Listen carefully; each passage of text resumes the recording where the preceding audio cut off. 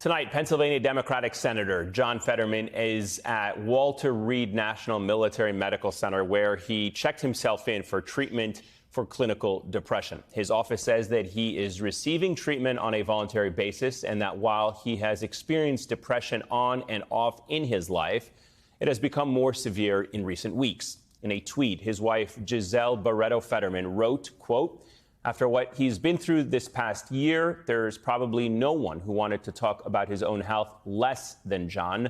I am so proud of him for asking for help and getting the care he needs." In addition to winning one of the most competitive Senate seats in the country, Fetterman has spent the last year recovering from a near-fatal stroke that he sustained on the campaign trail.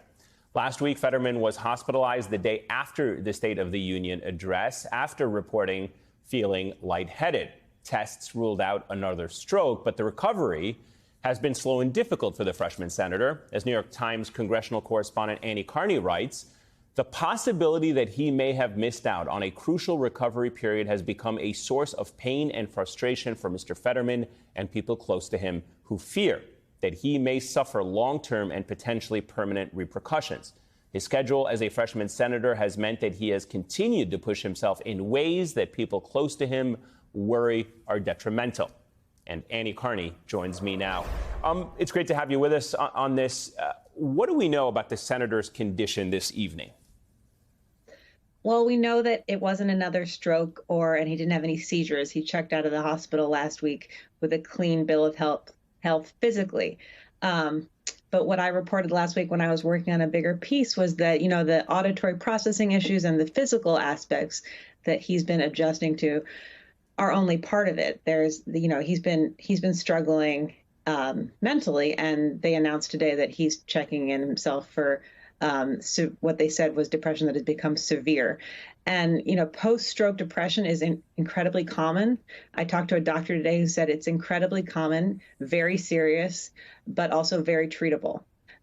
So I think that there's a lot of relief among people close to him that he's getting the care he needs, and hope that, in a matter of days or weeks, he'll be back to the Fetterman that, wooed voters on the campaign trail. Yeah, and speaking of your piece from last week about Senator Fetterman adjusting to Senate life, you wrote that aides and confidants describe his introduction to the Senate as a difficult period filled with unfamiliar duties that are taxing for someone still in recovery, meetings with constituents, attending caucuses and committee meetings, appearing in public at the White House and at the State of the Union address, as well as making appearances back home in Pennsylvania. It is physically taxing for anybody, certainly for someone recovering still from a near-fatal stroke. How have these new responsibilities affected his first 2 months in office? Well, they've clearly taken a toll, and I think that a few things are going on here. First of all, this time it wasn't his first time running for Senate. He's wanted to be in the Senate for 7 years. He really wants this job, and he really wants to prove to himself and to everyone that he can do it. And he's been showing up at everything. I talked to a lot of his Democratic colleagues who say he's showing up for every committee hearing, every caucus lunch. He's doing the job, but he's been pushing himself and not, he's living alone in Washington during the week. His wife and 3 children still live in Braddock, Pennsylvania. And, what I heard from people, that he's not taking care of himself. And there's also a little discomfort about, adjusting to his new reality, which does have some, he has auditory processing issues. He relies on a tablet to communicate for the most part. And he attracts a lot of attention. He's this big celebrity. Even his colleagues stop him for selfies, and he's kind of befuddled by why there's so much interest in him and really wants less of it. But he campaigned on being a solid 51st Democratic vote in the Senate for President Biden's agenda. He was described to me as someone who's sort of the anti-Kristen Sinema. He doesn't want to be in the middle of every negotiation. They're viewing this as a 6-year term. He wants to keep a low profile for now, and they have a lot of time to settle in. But it has been a more difficult transition than I was expecting to hear about when I started reporting that story a few weeks ago. Yeah, and part of the appeal of Senator Fetterman was that he was a man of the people and he was very accessible and made himself available to a lot. And that's what appealed to a lot of the voters in Pennsylvania. There has been a tremendous outpouring of support and empathy from Fetterman's Senate colleagues, as you mentioned, people wanting to take selfies with him before. And certainly today, you noted in your piece how not too long ago, this kind of political grace for mental health would have been unthinkable in our current political climate. Talk to us a little bit about how that has changed with the spotlight being on him today.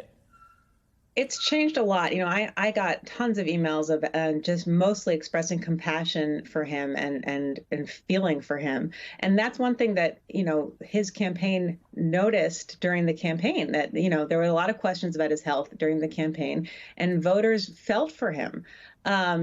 But this has really changed. I mean, a senator, it's still, we're going to see what the reaction to this is, but a senator talking publicly about checking himself in for clinical depression, not calling it exhaustion or using some euphemism, is a kind of an incredible moment that I think a lot of people will be thankful for.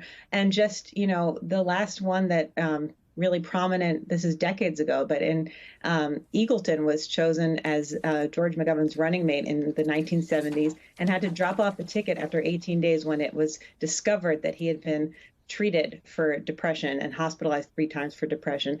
Later, in 2006, McGovern said he regretted that decision and just no one understood mental health in those days. I think we're in a really different place now where so far, you're going to see a lot of good wishes for him to recover and understanding, especially in this post-pandemic moment where there's a lot more understanding of mental health and what people are going through. But it's going to be interesting to watch him navigate kind of becoming a really prominent spokesman for this. I don't know if that's a role he had planned to play. We saw Giselle Fetterman's tweet saying, there's nothing he would like to talk about less than his own health. He really wants to, talk about the issues, talk about the people of Pennsylvania, but this has been thrust on him. What he does with it and with this platform and being someone who could potentially help other people through his own experience, there's an opportunity there, and we'll just see, how this plays out moving forward. Yeah, an important conversation must be had around this. Annie Karni, thank you so much, and we certainly wish our best to the senator in his recovery. Annie, thank you so much for your reporting on this important story.